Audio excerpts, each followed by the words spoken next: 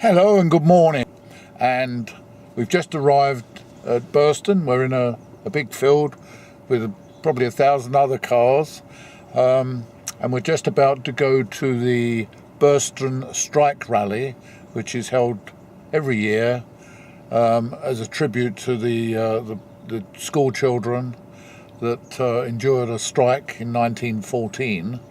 And so they parade round it was one of the longest strikes ever. I think probably the longest in British history, went on for about 25 years. And the struggle continued, but there's a parade around the village, and in tribute to the solidarity of the people at the time. We're about to join the brothers and sisters and take a film of some of the procession. So hope you enjoy the video. Bye for now.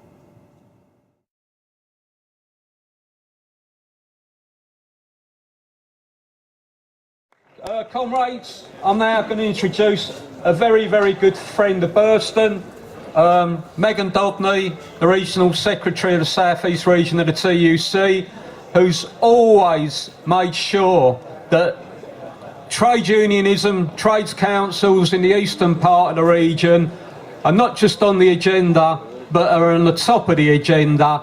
I know, because I've been in the meetings, and she's absolutely made sure that we adhere to that. So I'm very, very proud to introduce someone many of you know well, Megan Dobney. Thank you very, very much, Tim, for those kind words. So, if you want to read the details of this extraordinary strike, the reason we're all here, I recommend that you go to the Surtuck stall, which is over there, and splash out £2, or even get it free if you're lucky. Step up the greasy pole. They were surely motivated by anger at the conditions of the agricultural working class and the desire to win a just life, a life that was deserved for the adults and for the children. And then we have action. This was not a moment of anger and then a subsidence into acceptance. The Higdons, the children and the parents all stuck with it. And that's why we call it the longest strike in history. The commitment was not to bewail the situation, but to do something about it. Annie Higdon, as the head teacher, took action to improve the lives of her pupils. She didn't disdain only the narrow life the girls were expected to follow. She did something about it. She taught her pupils typewriting and shorthand, music and languages. She didn't only complain about the poor clothing and dank conditions that her pupils were expected to study in. She did something about it. She provided a fire to dry their clothes and vegetable stew to fill their bellies. She saw education and knowledge as the gateway to a different world, and taught the children about astronomy, about the rest of the world. She taught them photography, and she taught them about justice. And then we have solidarity. So I think there are three elements to this in relation to this strike. First, we have the trade union organising that was the motor for the squirearchy's attack on Tom Higdon. Trade unions are founded on solidarity. Without solidarity, you have an insurance company or an organisation that provides professional services of value, but not the same thing at all. And life for agricultural workers before the Great War was really absolutely deplorable. Housing tied to the employer was often squalid, and wages were not enough to live on. And in these circumstances, workers flocked to the Eastern Counties Agricultural Labourers and Smallholders Union when it was formed in 1906.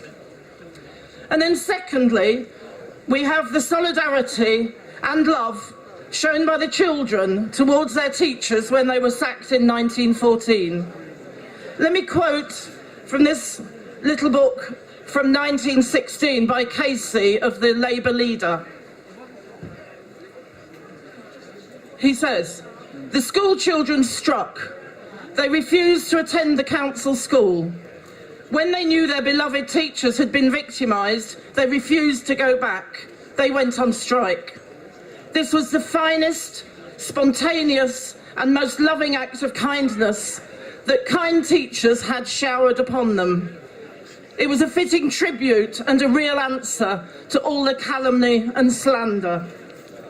And by the way, this book, which you can obtain on the trustees' stall over there, this book is dedicated to the brave women of Burston. As Casey also says, that the women showed bravery is an undeniable fact. It requires more than milksop pluck to brave the farmers, the clerics and the law. And thirdly, we have the solidarity of the national and international labour and trade union movement that not only created the school building, opened 100 years ago, but also held rallies and meetings, demonstrations, spreading the word and winning support. So what do we learn from this in 2017? I think we need to consider the injustices we see every day. We need to not cross by on the other side of the road, but to take action. And we need to develop and nurture the solidarity in the widest sense that will win others to understand and to contribute to the change we all need. Many of us here today are trade unionists, and our lives are focused on the workplace. Now, this is not an abstract matter. The meagre wages received by so many are the starting point of much of the injustice in the world. And I know that exploitation is at the heart of the capitalist system, but we're not waiting till the glorious day. We're taking action every day to make the real and today lives of workers better. So on Tuesday, I was with the brilliant Unite British Airways Mixed Fleet Strikers, just finishing their 85th day of action to allow a pause for peace, or as we might say, an opportunity for British Airways to come to the negotiating table and to have their obscene profits redistributed to their ridiculously low-paid staff. Yeah. We will see what the outcome of this is. And tomorrow, we have the workers of 2 of McDonald's fast food outlets taking strike action for the first time with their union, the Bakers Food and Allied Workers Union. A multinational corporation with a multi-billion turnover should be paying a proper wage to their staff. And all across the public sector are workers who've had their pay so-called capped at 1% to ensure they are poorer every year. Now, we may not be individually or personally involved in any of these disputes, but we can and we must be. We must be taking our solidarity to these workers. So I call on everyone who is able to take their trade union flags and banners to visibly demonstrate your branches and union support tomorrow for the McDonald's strike, and both Cambridge and Crayford, the 2 places where the industrial action is taking place, are in our region. And we should remember, though, that workers and trade unions are not only focused on the workplace. Every one of us lives in society. We need housing. Our children need education. We need healthcare. We need all our public services.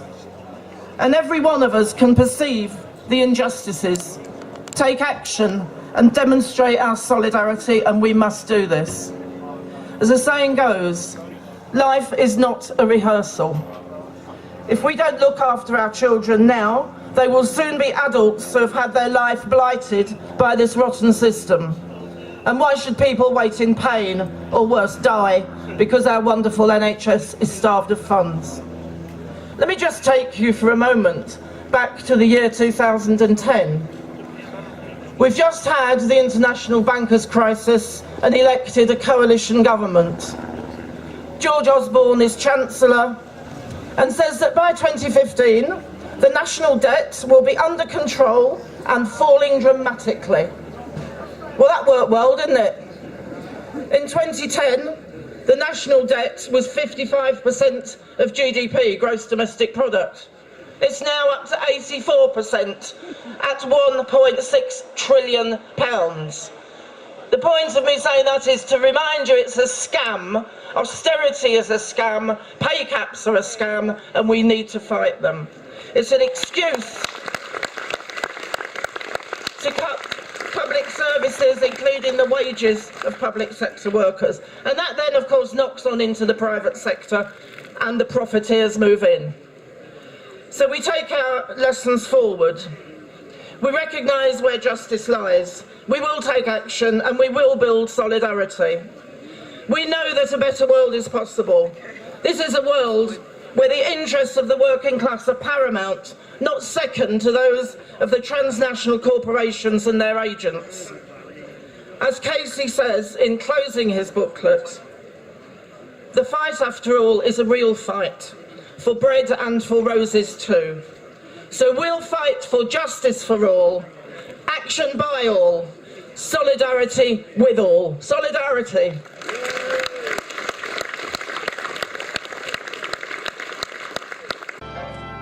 We shall overcome. We shall overcome. We shall overcome someday.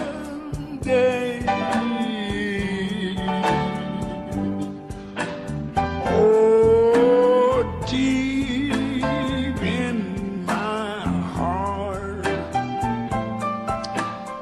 I do believe. Oh, we shall overcome someday.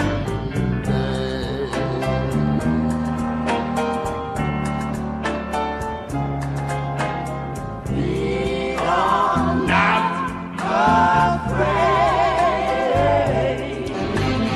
We are not afraid. We are not afraid. Someday.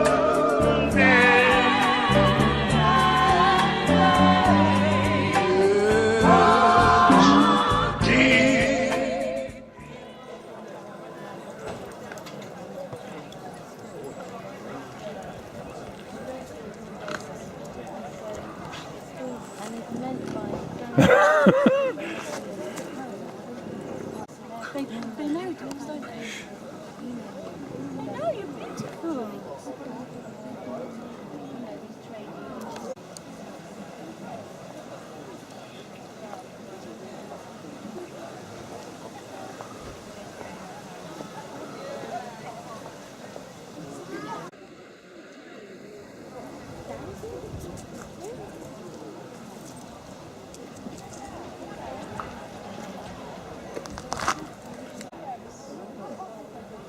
I know Max grew up on a farming town. I can't believe he'd be into that. I'm sure he would. That's terrible. Gucci's on half of Birmingham, don't Oh no, it's not. No, it's too quite long. Roxy. Roxy.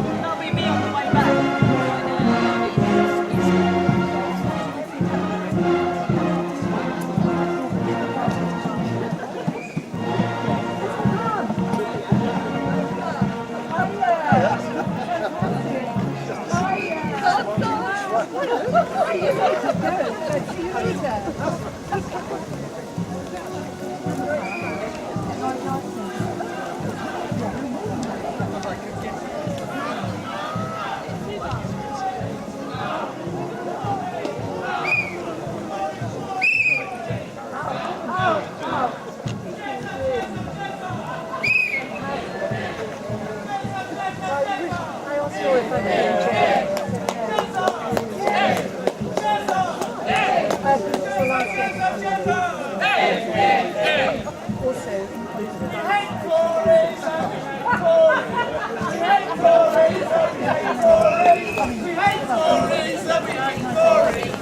are the Tories!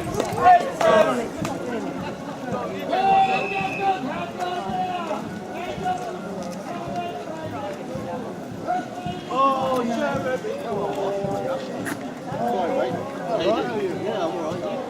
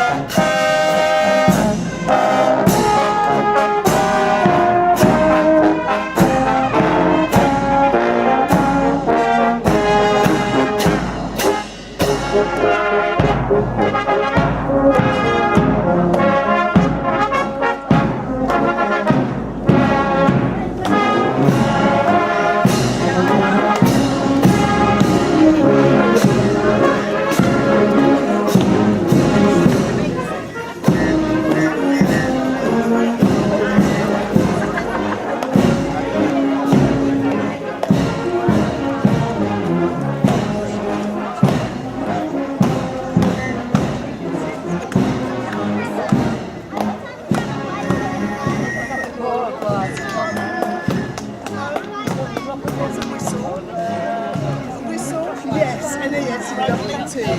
Yeah.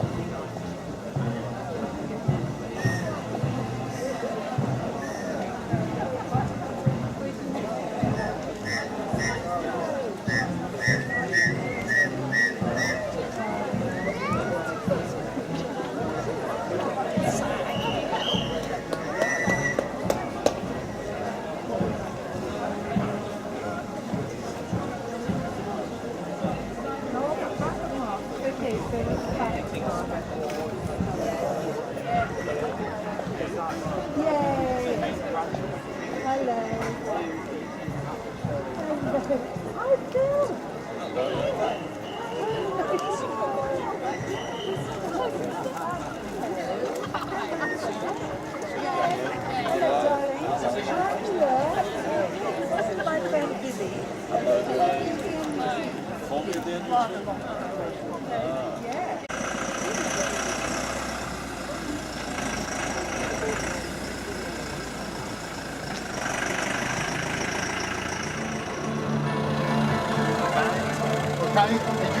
drop off. Drop off on the stage. Yeah, you drop it in, yeah.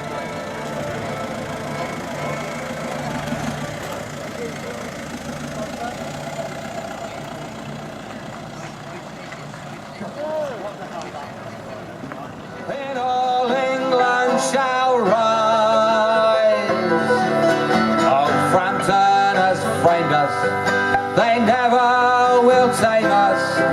Arise, men and women, we'll yet win the prize.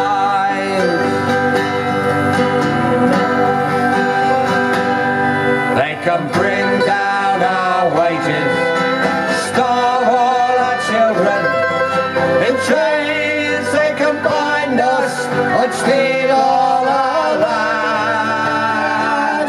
They can mock our religion, from our families divide us, but they can't break the oath of a tall pot old man. No, they can't break the oath of a tall pot old man. They can bring down our wages, starve all our children, in chains they can bind us and steal all our land. They can mock our religion, from our families divide us, but they can't break the oath of a tall pot old man. No, they can't break the oath of a tall pot old man.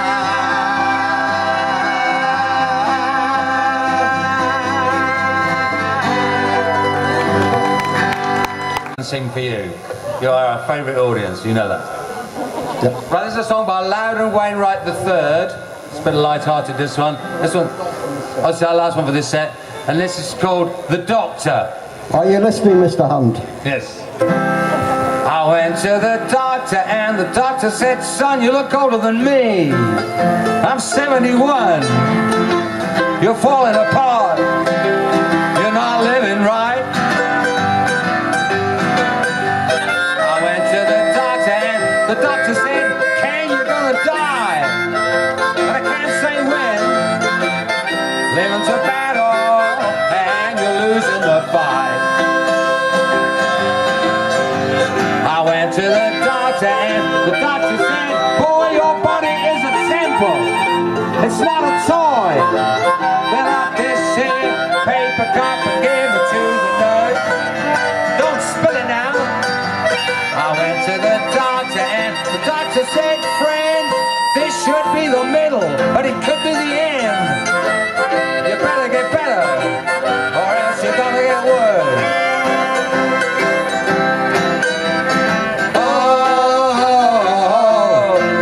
To the doctor. Everybody does. Oh, I went to the doctor. I went to the doctor and the doctor said, sir, we got back the x-ray. Everything's a blur. Hey, but it's all positive. That's what every test shows.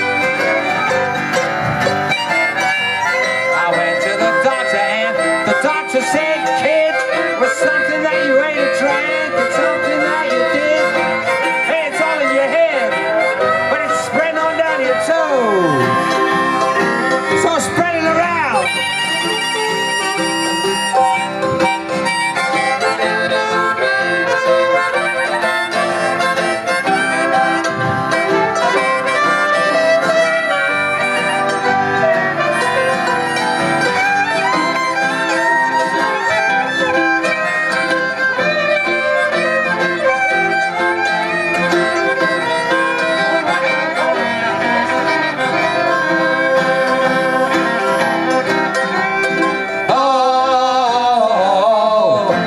To the doctor. Oh, I went to the doctor.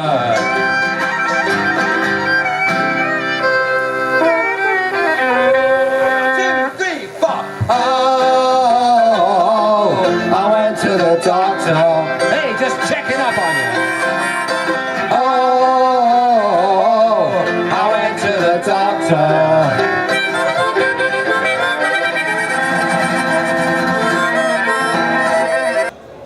Colleagues, we've got a great lineup of speakers here today, and we're here especially to celebrate the lives of Kitty and Tom Higdon and their dedication to the cause of social justice.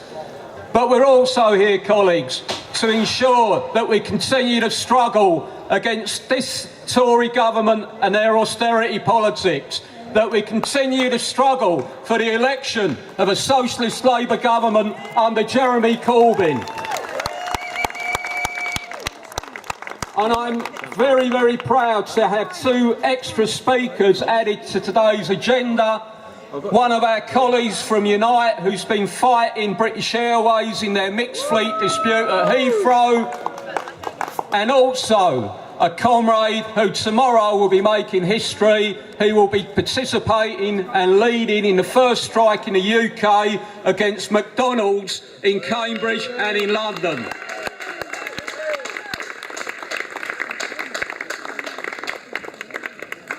They'll be on a little later, colleagues. So we've got some fantastic speakers, and I'd like to welcome our first 2, which is Christine Blower, the ex-General Secretary of the NUT, and is now active in Workplace 2020, and John Hendy, who's the Chair of the Institute of Employment Rights and a very, very good friend of the trade union movement. So, John, Christine, when they go round the stage and finally get here.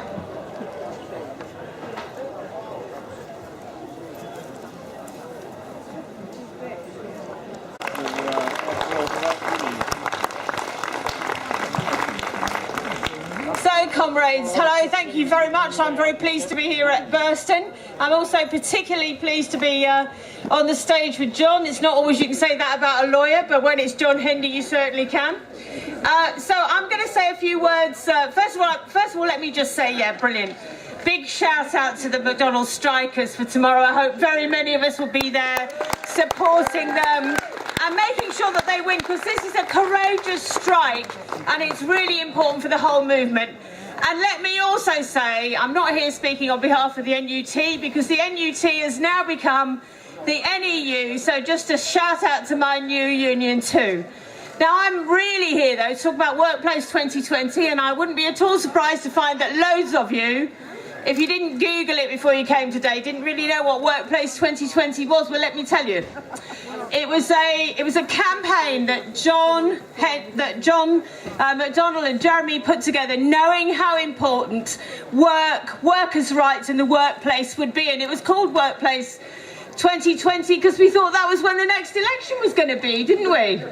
And then it got overtaken by events, and what momentous events they were. But we were very, very, very pleased in Workplace 2020, under the leadership and guidance of Ian Lavery, to have done the work that we did, because what we set out to do in Workplace 2020 was to talk to the maximum number of workers and of unions, the affiliated unions of course, but not exclusively, about what work should be, what it should be like, what it should be for workers. And of course you won't be surprised to hear that we got in masses of material, because of course we've had the longest squeeze on wages and living standards that we've had in a century. So of course, in the organised labour movement, there were people wanting to say this is what should be happening.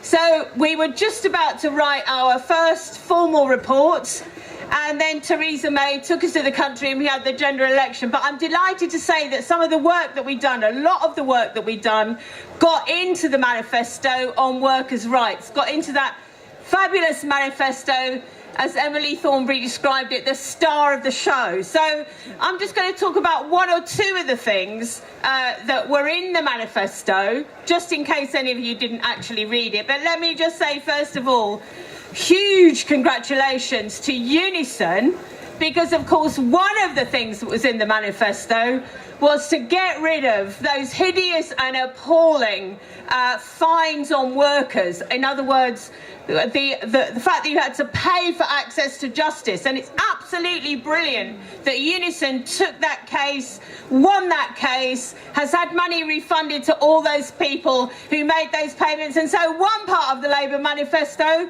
is already in place. So brilliant and well done to them. Begin at day one and do not cease. And of course, one of the things that I most liked about the Labour manifesto was the fact that it talked about the fact that we will have a Ministry of Labour. A Ministry of Labour which will be in the position to be able to oversee the fact that all of these rights are real and meaningful. So it's not just the repeal of all that hideous anti-trade union legislation under which we have suffered and struggled for so long. It's an actual, meaningful and realistic approach to what it should be like at work. Now, the other one of my absolute favourites. There was a time, and it wasn't so long ago, and a lot of us were around, when 80% of workers were covered by collective agreements. 80%. And now it's just a shade over 20%. You cannot have meaningful rights for workers unless you have collective bargaining. We all know that the trade unions being involved in making sure that workers' rights happen on the ground have to come in the context of collective bargaining. So there were lots of other good things in the manifesto. Increased paternity leave, the creation of 4 new bank holidays, the fact that, as I say, workers' rights will be there from day one, the Ministry of Labour, collective bargaining. But essentially, this is about saying the trade union movement, trade unionists and trade unions have to be front and central when we talk about work and when we talk about workers' rights.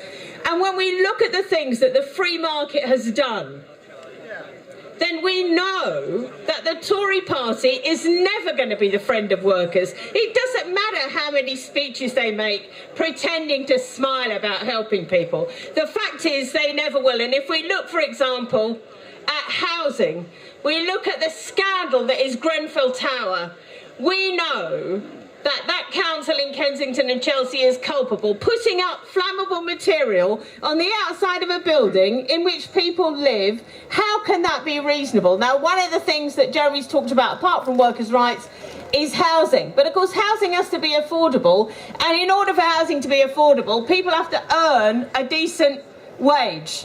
And so £10 an hour as the absolute minimum living wage is now clearly Labour Party policy. And of course, for a lot of us, £10 an hour is way below what we already earn. But you know, that would be a huge step forward for so many workers. And the way to make sure that we enforce that, as I said before, is to make sure that we actually have collective bargaining on a sectoral basis.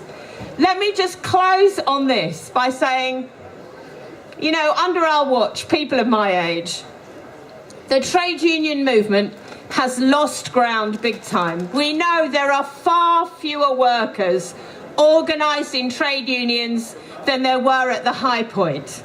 So now, with the rising tide of enthusiasm for the Labour Party, a proper Labour Party worthy of its name, led by John and Jeremy, this is the time when all of us in trade unions all have to be organisers, all have to make sure that everybody is in a union and that they understand the value of collective activity. Because, you know, there are years and years and years of young people who've gone to work on those hideous jobs in the gig economy. They've been on 0 hours contracts, all of which will go when we get a Labour Party in office. We need to make sure that they're also organised in their trade unions, understanding what they can do for the union and what the union can do for them. And that way, we will actually ensure that under that Labour government, we will have a fairer society, a decent society, a society where actually it is for the many and not for the few. It's not for the rich and the rest. It's absolutely for those of us who commit our lives to working for a better society and making sure that we absolutely do, come the next election, and let's bring it on as soon as we can, that we get a significant Labour Party where absolutely rights at work are front and central. Solidarity, thank you very much.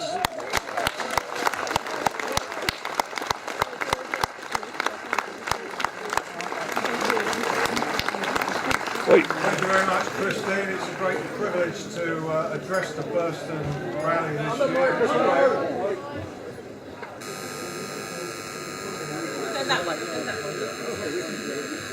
Thank you, Christine. Can you hear me now? Yeah, thanks. It's a great privilege to address the Burston Rally this year, and it's a great honour to speak after Christine Blower. She was speaking about the Labour Party manifesto for the many, not the few, in particular in relation to workers' rights. And one of the issues that she mentioned was the issue of sectoral collective bargaining. And for me, as a Labour lawyer, having spent the last 40 years banging about in the courts trying to represent trade unions and trade unionists, the most important single sentence in the Labour Party manifesto is the promise to roll out sectoral collective bargaining. And as Christine made the point, when Thatcher came to power in 1979, 82% of British workers had the benefit of a collective agreement. That means their terms and conditions were not determined exclusively by the diktat of managers and the employers, but jointly in negotiations between trade unions on the workers' behalf and employers on their behalf. That percentage, as Christine rightly points out, is now down to 20%. 20% is the lowest. It's the lowest level of collective bargaining coverage since before the First World War.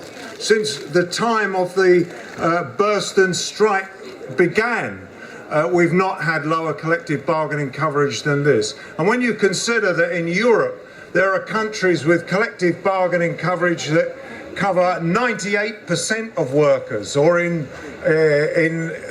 average in Europe now is about 61% coverage, and we have fallen to 20%. That's to say 1 in every 5 workers covered by collective bargaining. So the rollout of selective bargaining, sectoral collective bargaining, is vitally important for the Labour movement. And I want to explain 5 reasons why it's important. The first is democracy at work. We're all Democrats, we all believe in casting our vote, but democracy does not stop at the door of the workplace. Democracy has a place in the workplace, and the only way in which workers can be democratically represented at their workplace in determining their terms and conditions of work is through trade unions collectively bargaining with employers. And this is absolutely crucial. That's the first reason.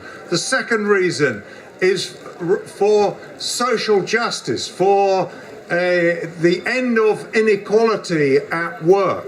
There is no doubt, and we all know it, everybody knows it, even employers know it, that the individual worker has no power compared to the power of the employer. The only way of balancing that power is for workers to come together in a trade union to negotiate collectively with their employers. And collective bargaining on a workplace by workplace basis is of course important, but even more important is that they should determine terms and conditions for an entire industry. And we can think of many examples. The teaching profession is one. The McDonald's strike, which begins tomorrow, is another good one. Why should there not be collective bargaining across the entire fast food sector, or indeed across hotel and catering generally, to determine the minimum terms and conditions of workers? And not pausing with terms and conditions, what about determining also the kinds of contracts on which workers can work? Should they be allowed to be self-employed, or should they be proper employees with the full rights that go with being an employer? Should there be 0 hours contracts, or should the workers have the chance to determine what the minimum hours per week are and employers be obliged to stick by it? Those things should be collectively determined, and there should be a collective process for deciding disputes about issues like that. And there's also all kinds of other matters: health and safety, the number of apprenticeships in an industry, the rates of pay for apprentices, and so forth, and so on. And if we had sectoral collective bargaining, that's to say bargaining on an industry by industry wide basis, we would do a lot to dissipate one of the problems that has arisen over the last few years, and that's the problem of xenophobia, of people resenting foreigners. Because we know that workers coming from overseas to do work at a cheaper rate than British workers is a problem. But it's not the problem caused by the workers, it's a problem caused by the employers that bring cheap labour here in the first place. Yeah. Well, under sectoral collective bargaining, of course, that would not be possible, because the collective bargaining for the agriculture industry, for example, would set the rate for workers, all workers, no matter what their nationality, no matter where they came from. And this would be a major protection, and it would remove, or at least tend to remove, one of the aggravating problems in society today.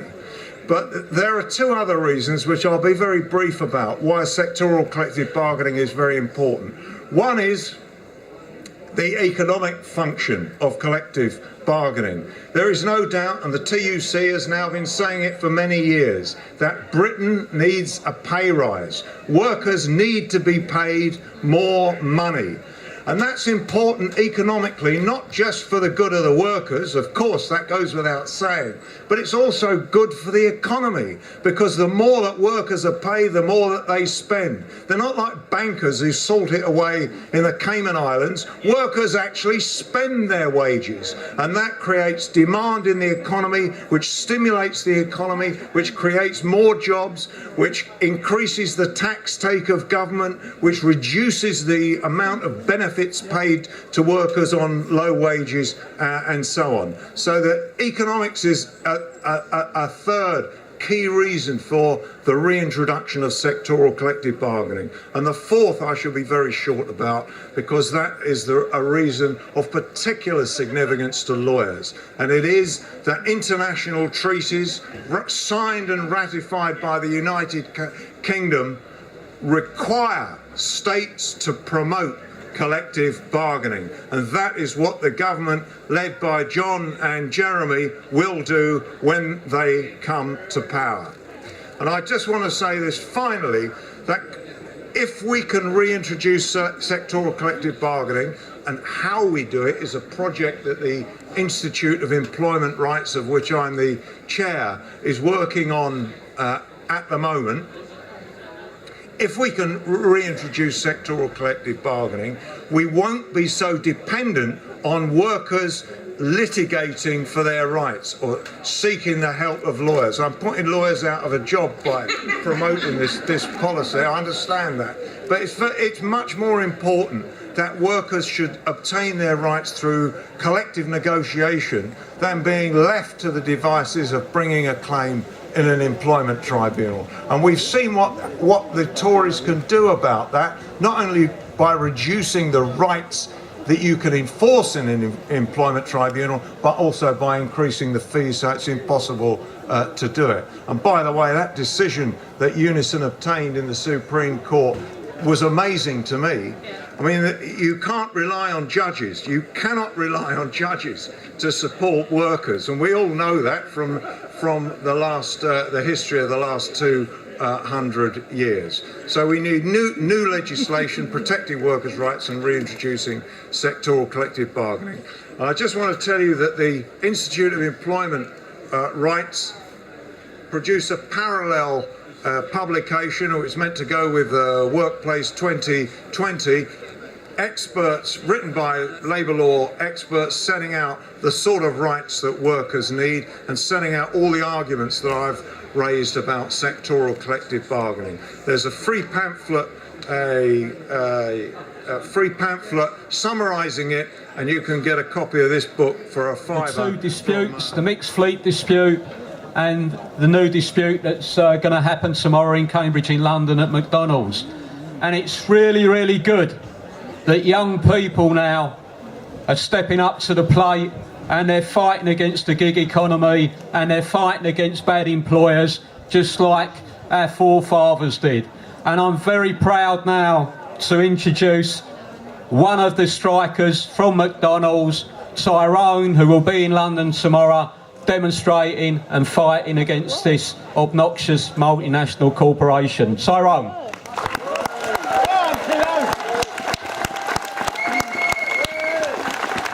Hello, my name's Tyrone and I work in Cambridge McDonald's. I've been working there for over a year now. And I only make £4.75 an hour. I have recently got ill. I am homeless and I can't afford a roof over my head. Some nights I go without food and I live in clothes that I spend in for over 2 weeks or more. When I go into McDonald's, I cannot guarantee that I won't get aggressive managers, bullying, or even racist comments towards me or my colleagues. For this reason, I have decided me and my colleagues are going to fight for £10 an hour.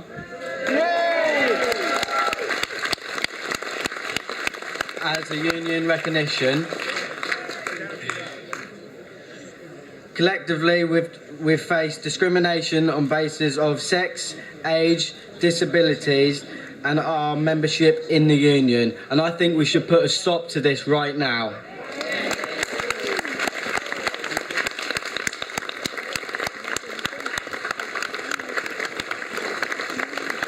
Comrades, you probably wouldn't believe it, but that was Tyrone's first public speech. I think we can do better than that, can't we?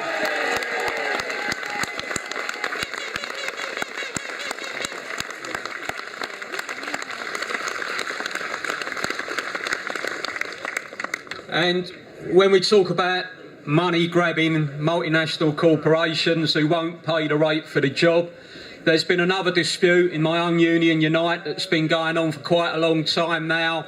As Megan said, 85 days of strike action already, and still a mainly young workforce that's on a pittance from a corporation that makes billions in profit, are still continuing to fight on, are still returning fantastic returns in terms of strike ballots.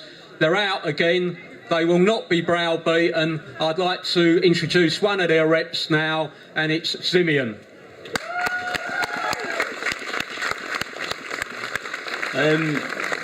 Thank you very much for having us on the stage today, and I'd like to really thank Tyrone, because listening to him talk is quite emotional, because it brings back the suffering and pain that people enduring low pay and what's a low pay emergency have to go through. So I'd like to thank Tyrone again and all of the McDonald's strikers. The fact remains that when McDonald's win, because they will win, we'll all win. Everyone that's enduring low pay will also benefit from that. So, as I was introduced, I'm not so young actually, but a lot of our membership are. When you're fighting against a big corporation, it's a very emotional time, and what's really got us through this fight is the solidarity, and it's fantastic to be here today to witness the solidarity and the family of trade unionism along with the Labour Party. So we've taken 85 days of industrial action this year. We started on January the 10th. We took industrial action because British Airways, who made a profit of £1.47 billion in 2016, offered us a pay rise of 2%. That equated to a 6p an hour pay rise. Our membership overwhelmingly rejected that pay rise. I need to give you some facts here, and although they're quite grim, I do need to tell you that the basic salary for our members starts at £12,192. That's less than the minimum wage. While we're at work, we get a payment of £3 an hour, which goes for food and beverage. That sum is what BA says takes us above the legal minimum wage. But when our members are sick or not required to fly, we go back below that level, back to £12,192. And this for a company who at the end of 2016 had cash reserves of £2.5 billion. But British Airways know about pay rises, as their executives had an 18% pay rise. Willie Walsh earns 533 times more than our members, and by lunchtime on January the 1st, will have earned what our members take an entire year to earn. So we've taken 85 days of industrial action this year. In January, when our disputes began, British Airways emailed everybody in our fleet and said, if you are not a member of any trade union, you can have the corporate pay deal, in other words, a pay rise. At the moment, we have colleagues who earn £555 a year more simply for not being in any trade union. Yes. So they're keen on dividing the workplace, but we're not divided. We're focusing on British Airways. Not only are we focusing on British Airways, during our dispute we've demonstrated outside investors. BlackRock, for example, they're the world's biggest shadow bank, and they're a big investor in British Airways. We also visited the Lansdowne, a hedge fund. The person who set that up, Sir Paul Ruddock, was knighted following donations to the Tory party. One thing that we did notice when we demonstrated outside these banks and investors is they like to be invisible. So one thing that I could urge you to do is join any demonstrations you see, focus online and write to these banks and investors, because I tell you, they do not like the focus. And when we demonstrated outside Lansdowne, instead of coming to talk to us, they phoned the police. And I'll tell you something, when the police arrived, they completely supported us, because as public sector workers, they're also subject to the 1% pay cap.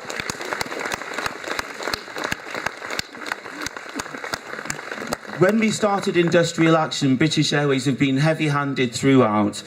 They took away our bonuses for 2 years, as well as our staff travel.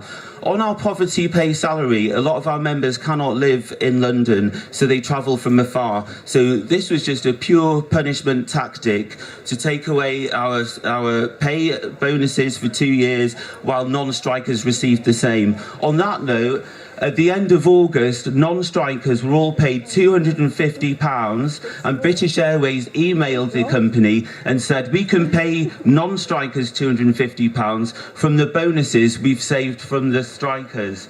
Disgusting. Scabs.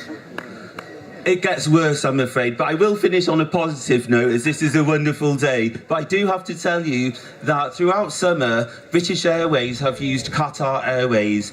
This was rubber-stamped by Chris Grayling in less than a week.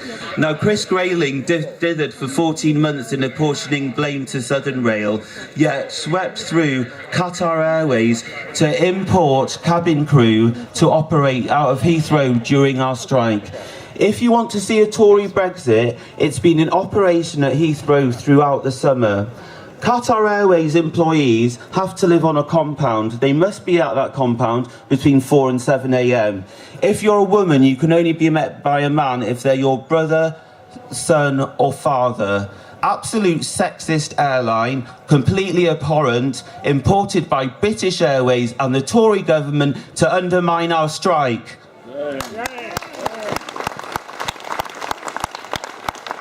So I must say, in the British Airways dispute, if you look at our dispute, and I think that for some of you today, unfortunately, it may be news, because we have had a media blackout. We've tackled this by working online through Twitter and Facebook and through this fantastic network of trade unions. The Labour Party have been completely supportive. John McDonnell's been down to our picket lines, and I think that when Labour get into government, which will be soon, we should amend the Equality Act to include trade unionism and all that comes with it, so we can avoid victimisation, bullying and harassment. Tyrone alluded to it. The Deliveroo courier drivers have experienced it. We've experienced it. So when they come in, I think we should all fight for an amendment in the Equality Act so that we are all protected from these evil corporations. And that's the positive note. Because we will get change. And something else, when you're living in poverty pay and you're driven to action, you will not stop. If British Airways think we're going to stop, they've got another thing coming. We've done 85 days, we'll do another 85 days if we need to. Thank you very much. Okay, colleagues, 2 fantastic contributions. And remember, get down to those picket lines tomorrow and support those 2 groups of workers. It's absolutely crucial that they win their disputes. Can I just ask, red flags, could they come to the stage, please? We'd like you to do another set. You're backed by popular demand. So if you're still around, still here and not in the beer tent, please come to the stage. I've got 2 announcements now. There is a meeting in Norwich on the 2nd of November. After Grenfell. Through the workers' blood shall run. There can be no power greater anywhere beneath the sun. What force on earth is weaker than the feeble strength of one? The union makes us strong. Solidarity forever. Solidarity forever. Sing along, friends. Solidarity forever. And the union makes us strong. They have taken and told millions that they never toiled to earn, but without our brain and muscle, not a single wheel would turn. We can break their haughty power, gain our freedom when we learn. The union makes us strong. Forever, solidarity forever. Solidarity forever, and the union makes us strong. In our hands is placed the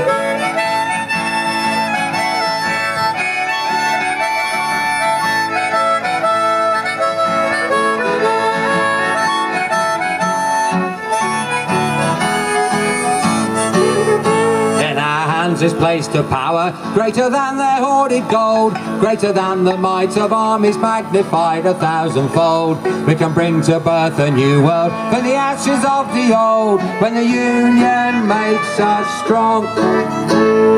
Solidarity forever, solidarity forever, solidarity forever, and the union makes us strong. Last time, sing out. Solidarity forever, solidarity forever, solidarity forever, and the union makes us strong.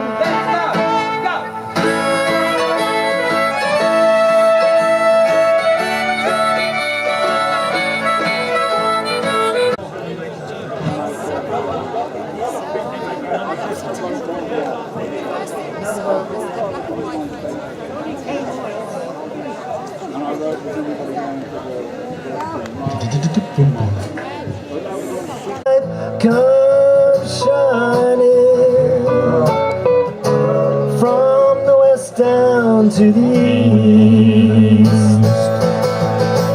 Any day now, any day now, I shall be released. Okay, I got the vocals.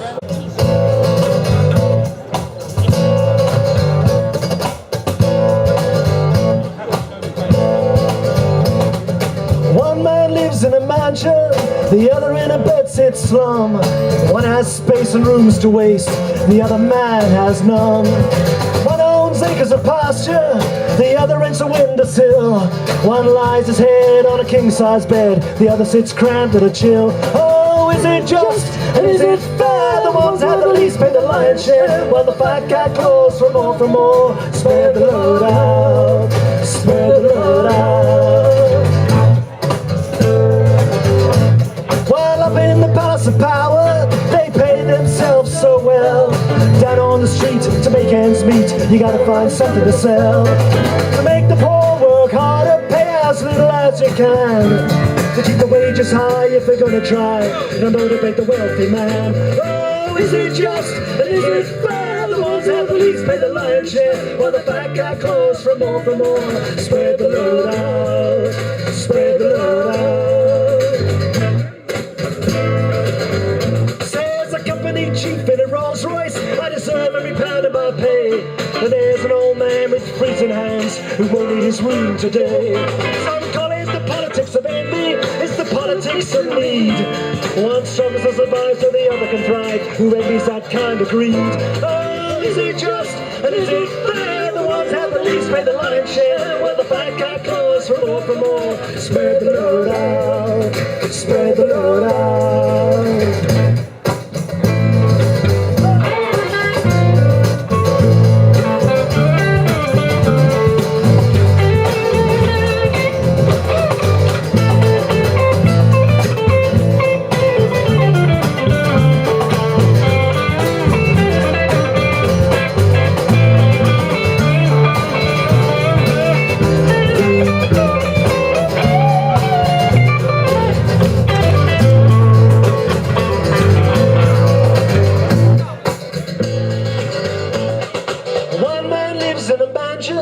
The other in a bedsit slum. There's a growing state of greed and hate, three worlds living in one. There's a voice in a suit in the city saying times are gonna get tough.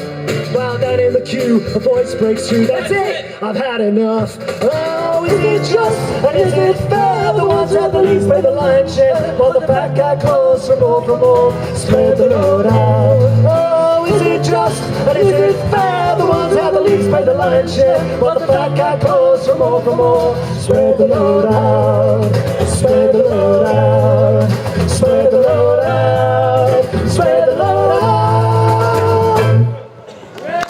Thank you very much. Spread the load out. Cheers.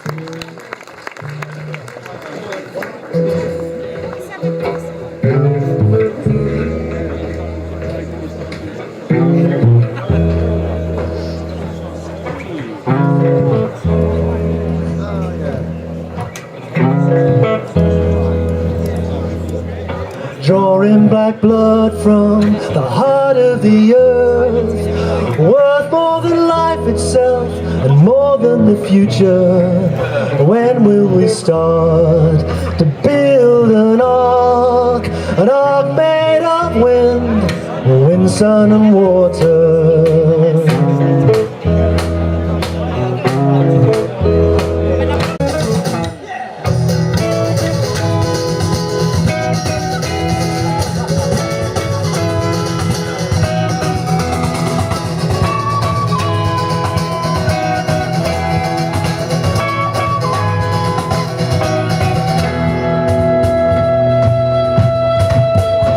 So many like-minded people, it's great.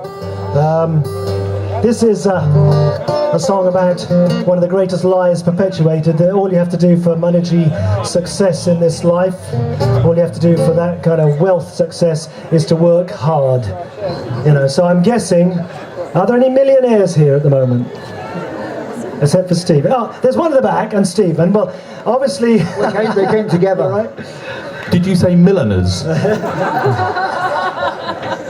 Obviously, you all haven't worked hard enough, so if you know, that's the point here. If it was all down to hard work, then we'd all be very well off indeed. So this is a song called "Pull the Ladder Up," about the start you're given in life is often the case of where you end up.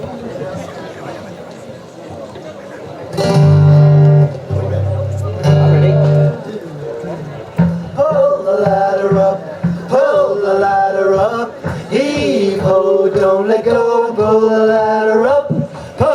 ladder up, pull the ladder up.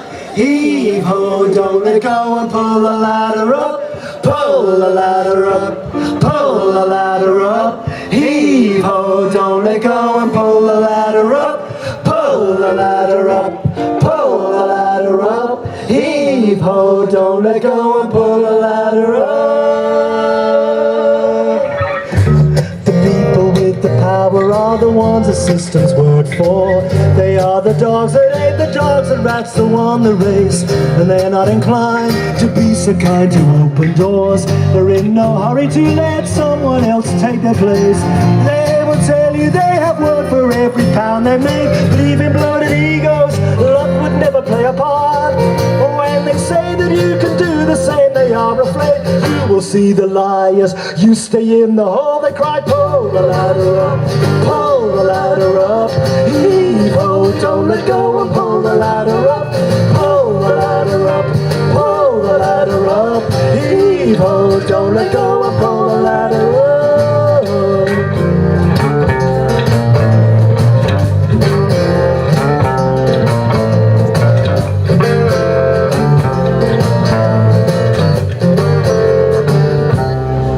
You know the money goes to money, power passes on to power.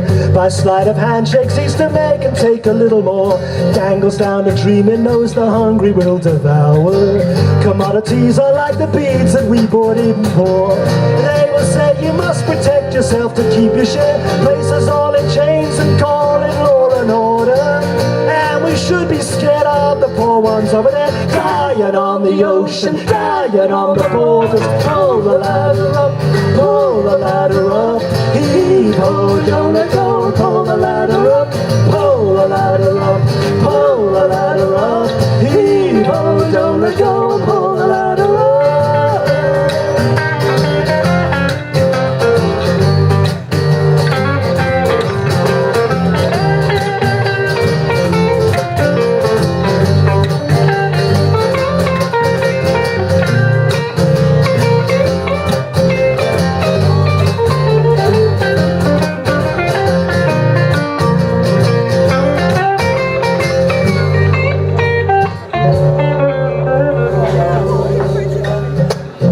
There's a girl who can't sleep at night for hunger.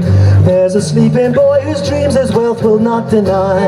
And there's the bright school girl unnoticed in the numbers, the boy with all the opportunity that cash can buy. And there's the man who pulls the strings of influence, the woman who works in jobs beneath what she is able. As she takes the tip, she bows her head in deference. He doesn't notice her as she waits upon his table, saying, pull the ladder up, pull the ladder up. Heave ho, don't let go and pull the ladder up, pull the ladder up, pull the ladder up. Heave ho, don't let go and pull the ladder up. Hey, pull the ladder up, pull the ladder up. Heave ho, don't let go and pull the ladder up, pull the ladder up, pull the ladder up. Heave ho, don't let go and pull the ladder up.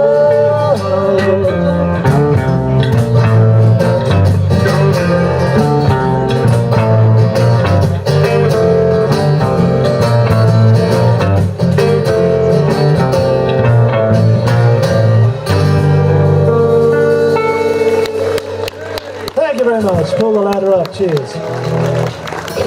I wrote that one after seeing Jeremy speak a couple of years ago, just when it was the run-up for the election, for the Labour leadership election.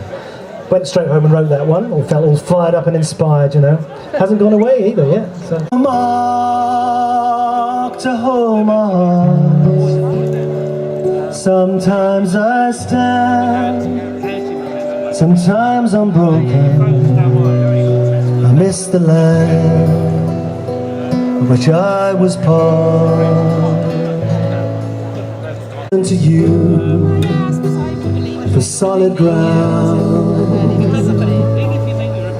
Sail on through sorrow, sail on to the dawn. Hope to see you again. We do have some CDs. Come and see us. In the interest of solidarity, CDs are on sale of all of those songs you've heard. But donations will be made from any sales to the rest of the band. This next one is called Common Ground. The march is next. We'll join you in that. This is a song about what binds us together and not what sets us apart.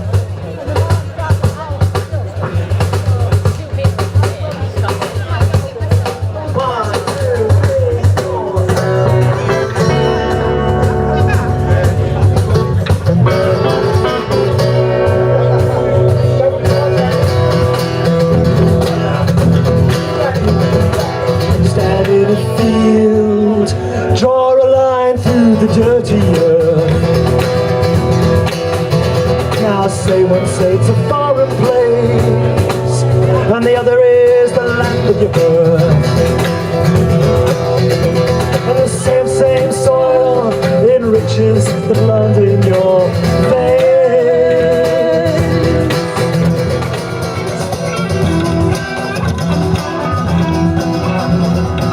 Study your face. Draw a line through your family tree.